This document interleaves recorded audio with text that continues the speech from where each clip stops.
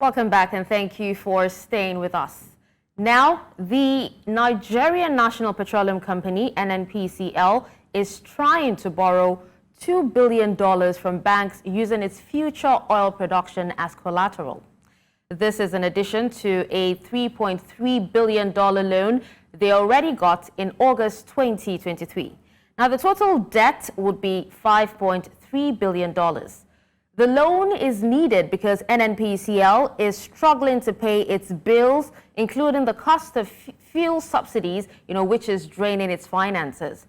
The company also owes money to petrol suppliers, estimated to be around $6 billion. The loan will be used to support NNPCL's business activities, including increasing oil production. But however, some people are concerned that taking on too much debt could harm Nigeria's oil sector. Now, speaking to me today on this particular topic is Declan Ihekaire. He's National Coordinator, Activists for Good Governance, and he's with me in the studio. Hello, Declan. Thank you so much for joining me at this time. All right, so what was your first thought? What came to your mind when you heard that the NNPCL is planning to borrow $2 billion oil-backed loan on top of the existing $3.3 billion loan from Afrexim Bank? Yeah, thank you. To me, as a businessman who understands the import of increasing one's business entity, there's nothing wrong in that. But to a layman on the streets who doesn't really understand what is good for a business to grow, will say it as maybe a waste or not necessary. But what NNPC is trying to do is the best practice when it comes to organizations that are as big as NNPC. And we should not forget so fast that NNPC is a limited company, that has reasons to go borrowing, to even go into selling of shares and all those things. So if they must borrow, okay, it is necessary to expand the business. And borrowing based in what is called forward sales. There's what is called forward sales. Forward sales is like using what you have, okay, and assets of what you have. For instance, NNPC has access to crude, okay? Of course. Yeah, you can do a forward sales of crude, okay, and taking that money that you need to increasing your production, okay? Because you need money for more production. And the asset you are giving out is like what you use as collateral, and you are using it to pay for such money. So the assets in this case is, future oil production. Yes. Yes. Yes. So are you in support of, them leveraging future oil production, for this loan? Yeah. What are we talking about? We're trying to, a company is trying to increase its production. A company is trying to make sure that why is created or why is existing is not defeated. And automatically, you will need money. And how do you get the money? You get the money by going to access loan. And when you go to access loan, they give you conditions. Even as an individual, when you want to access loan, they tell you what are the things that you have to show, to actually have access to the loan. But in this instance, like globally, Aramco of Saudi Arabia is the biggest oil company, like NNPC is the equivalent of that in Saudi Arabia. Of recent, they went and borrowed money, and they have invested that money in the production, okay? The same thing happened in Brazil. Petrobras is equivalent of NNPC here. They are all companies. It's something that is globally done by all these big organizations in order to remain in business. Because if you don't do it, you'll be shut out of business. So it's a global thing.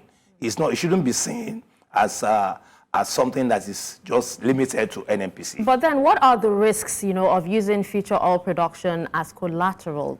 I'm sure there are definitely risks because if you look at it, Nigeria has so much loan, on its head already. And then we're seeing that, the NNPCL is still trying to get more loan. And for most cases, we actually import oil rather than, export. So what are the risks, particularly in terms of NNPC's ability to meet with the repayment obligations? Yeah, thank you. NNPC is not a country. NNPC is a company. And every company is to make profit. So it behoves on the management of NNPC to work towards making sure that the money borrowed or money received from this loan is judiciously used for what it's meant for. Okay? And why I said NNPC is not a country. A country can go for loan, all right? But paying back might be difficult. And that's why you see one government comes in today, okay, they leave loans that they have taken to another government, and they say government is continuum. It's not like that in organizations. Organizations like NNPC have boards of directors. They have people who are investing in that organization. And so they will all be interested in making sure that any money borrowed is used for what it's meant for. And so I don't see them failing in that aspect because they know the implication. And moreover, it's a global practice among these big organizations. That's what they do. They use what they have to get what they want to get. All right. So now, one of the challenges, the reasons for the financial struggle for the NNPCL is the fact that they're actually paying fuel subsidy. So that is one of the reasons. Now, President Tinubu had actually declared fuel subsidy gone when he assumed power, and then now we're seeing that they're actually paying part of the subsidy. So speak to us on the role fuel subsidy plays in NNPCL's financial struggles, which have actually depleted the cash reserves. On this basis, I might find it difficult to actually understand, because the government keeps on telling us that they're not paying subsidy. All right, that subsidy is gone. That was what Mr. President told us. And so I'm not in the capacity to begin to say maybe Mr. President lied or he's telling the truth. But on this basis, it would be wise and nice if NNPC is telling us that why they want to, or why the company wants to go for borrowing is to increase its production, is to have enough money to do the day-to-day running of NNPC. That's a very wise one.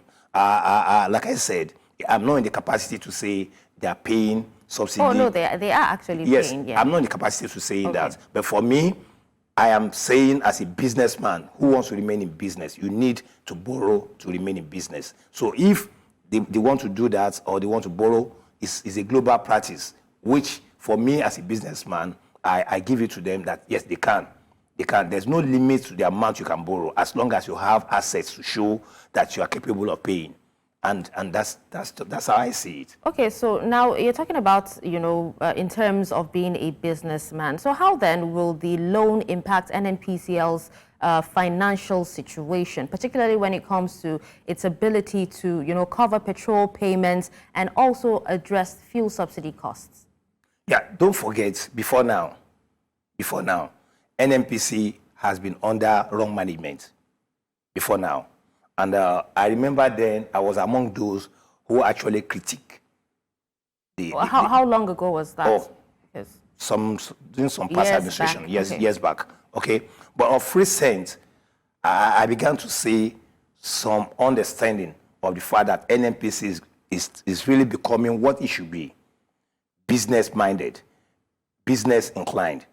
And so, for me, I want to say that the management of NNPC currently should do the needful in order to dissuade those who are doubting their integrity, to dissuade those who are doubting their integrity, to dissuade those who feel they cannot do it. So they should prove those people wrong, by doing what is right, by making sure that any money borrowed should be used for what it's meant for. All right, so now let's come back to the common man now. How do you think that an additional $2 billion, would impact the lives of Nigerians who rely on NNPCL for fuel and other essential services? Because as it is, after the fuel subsidy, was removed, fuel increased, by over 300%, and we're seeing fluctuations here and there, and the last one being that fuel was actually sold for 1,300 naira, and right now so many people are actually buying it for 800 naira or over 800 naira per liter. Yeah, I'm aware that Nigerians get the cheapest fuel from NNPC. But why do we always have to compare countries? I'm coming. I'm trying to answer your question on how Nigerians could benefit. I am aware that currently in this country, it's only NNPC that sells fuel cheaper. Okay? And so that's a benefit to Nigerian people. And I'm also aware that if NNPC could have more money to establishing more of those petrol stations, okay, every nook and cranny of the state, I think it will go a long way. It will go a long way in bettering the lives of Nigerians. I'm aware that before NNPC began to go into retailing, okay, into having petrol stations here and there, exploitation was almost everywhere. You see some petrol stations selling at a high price and nobody cares to ask questions. You don't have an opportunity of going to somewhere else. But since they came on board, you and I can attest to the fact that you see longer queues in the NNPC petrol stations, unlike other petrol stations, because they sell less. And that's an advantage to Nigerian people. So if they borrow money and such money is also invested in having more petrol stations, maybe 2, 3, 4 in each local government, I think it will go a long way. Yeah, well, just before we go ahead, we'll have to take a quick break. And when we come back, we'll continue with this discussion. Stay with us. Welcome back, and thank you for staying with us. Now, just before we went on the break, we were discussing the NNPCL's seeking an additional $2 billion oil-backed loan, to be able to, move on with its business. And we actually have Declan Ihekaire, National Coordinator, Activists for Good Governance, speaking to us on that. Sadly, would actually love to go ahead with the conversation, but time is not on our side, so we would actually have to wrap up. But we will definitely be bringing Declan back into the studio to speak to us, more on this or any other topic. Thank you so much, Declan, for taking time out. We know we actually brought you out of the protests in Ojota, but thank you so much for speaking to us. You're welcome.